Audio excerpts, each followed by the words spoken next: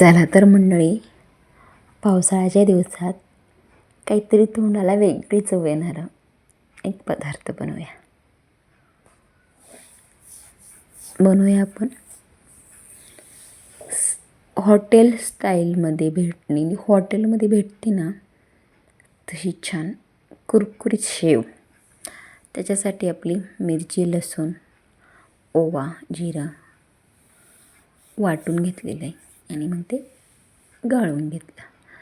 कारण का गाळून नाही घेतलं तर काय होतं, हे असे राहिलेले असतं ना ते सोऱ्यांच्या बिळांमध्ये घुसतं आणि मग ते होत नाही, खाली त्याची शेव पडत नाही. त्याच्यासाठी हे पूर्ण त्याच्यातलं पाणी नितळून घेतलेलं आहे की जेणेकरून आहे ना त्याच्यातली सगळी चव खाली उतरावा. काळजी करू नका, हात पूर्ण स्वच्छ केलेले आहे आणि हे माझ्या मुलांना आवडतं, त्याच्यामुळे हायजीनचं खूप जास्त मेंटेन केलेलं आहे. हे सगळ्या प्रकारचे ओतून घेतलं, सगळं गाळून घ्यायचं. ह्या प्रोसेसला थोडी वेळ लागतो, पण कसं आहे माहिती का, वेळ लागलेला चांगला. कारण का परत आहे ना एकदा ते जर त्याचे ना कण जर गेले ना तसे खाली, तर आपण जेव्हा सोऱ्यात पीठ भरतो ना शेव करताना, तर मग ते त्याच्यात गुंततात आणि मग ते कढणी बाहेर निघतं. मग ते शेवची बार पापडी होऊन जातील. मग ते खूप इरिटेशन होतं की जे आपण करायला गेलो ते होत नाही आणि ते मळल्यानंतर ना ते काढता पण नाही येत त्याच्यातनं. त्याच्यासाठी आधीच थोडीशी काळजी घेतली ना ते चांगलं राहतं.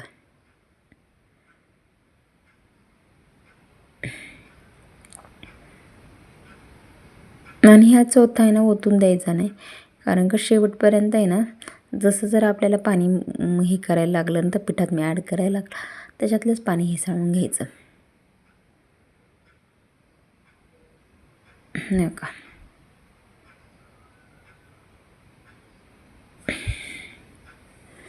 मग त्याचं ना कण राहिलेले असले, इन्ग्रेडियंट त्याच्यात राहिलेले असले ते पण ॲड होऊन येतात तिथं, काही प्रॉब्लेम होत नाही त्याला.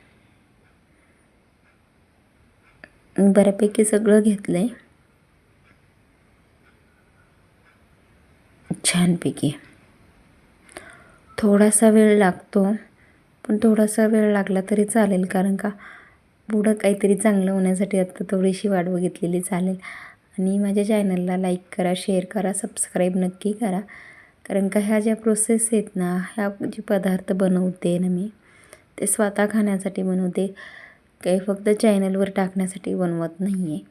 त्याच्यामुळं थोडंसं क्लॅरिटीत किंवा ह्याच्यात थोडंसं प्रॉब्लेम असू शकतो, कारण का सगळ्याच मुलांमधून काही सगळ्या गोष्टी काही जशाच्या तशा परफेक्ट होतातच असं नाही. त्याच्यामुळं थोडंसं 19-20 होऊ शकतं.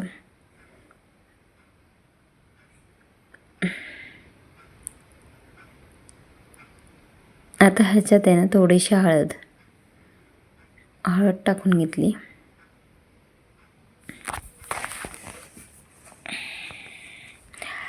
आणि सगळ्यात महत्त्वाचं म्हणजे आता आहे ना ह्याच्यात आहे ना पीठ टाकायचं असतं. आणि हे बघा काहीतरी तयार करते, पण माझी बाई काही खाली राहायला तयार नाही. माझ्या बाईला घेतलं आहे कडावर आणि मग करते.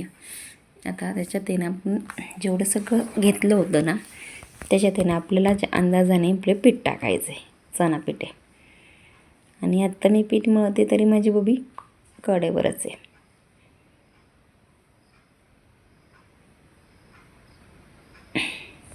हलवून घेतलं छानपैकी.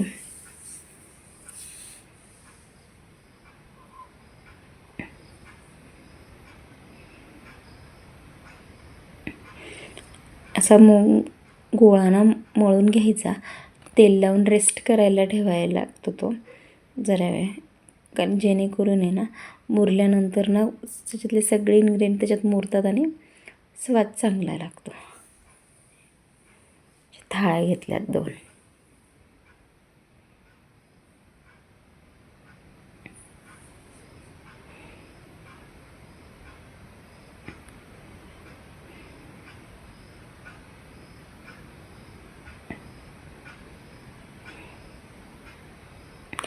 तेल तापवून घेतलं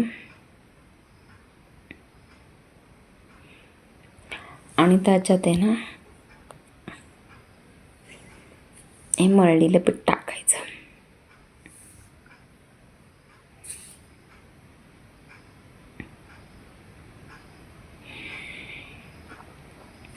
अशा ना प्रकारच्या मी ह्याच्यात आहे ना ह्याच्यात आपण फ्लेवर पण ॲड करू शकतो. पुदिना बिदिना टाकून आहे ना वेगवेगळ्या फ्लेवरचे पण होऊ शकतात. ते जसं आपल्याला फ्लेवर लागतो ना तसं मी एकदा ना साधी पण केलेली आहे, एकदा ना हे पण केलेली पुदिन्याची पण केलेली आहे. छान लागतात.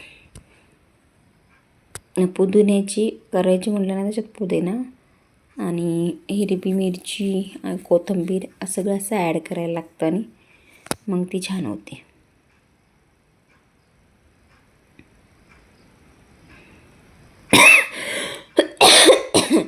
हे असं ॲडजस्ट करायला लागतं.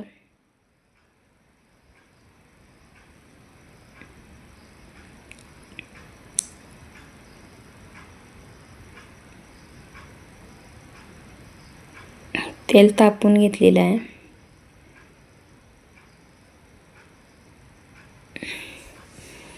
आता पहा हे खायच्यासाठी खूप म्हणजे मेहनत घ्यावी लागते. तुम्ही एकदा तरी चॅनलला लाईक करा, शेअर करा, सबस्क्राईब नक्की करा.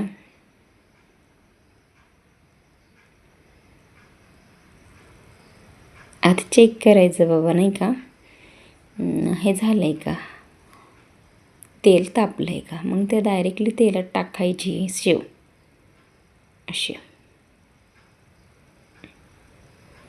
जरा थोडी जड जाते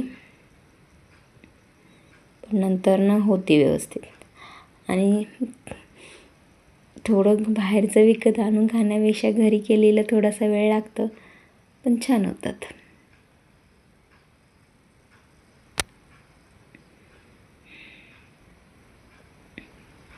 हे पलटी करून घ्या. आणि ही पुदिना शेवया ह्याच्यात आहे ना पुदिना खूप प्रमाणात घातलेला आहे मी. फ्लेवर पण खूप छान लागतो ह्याचा.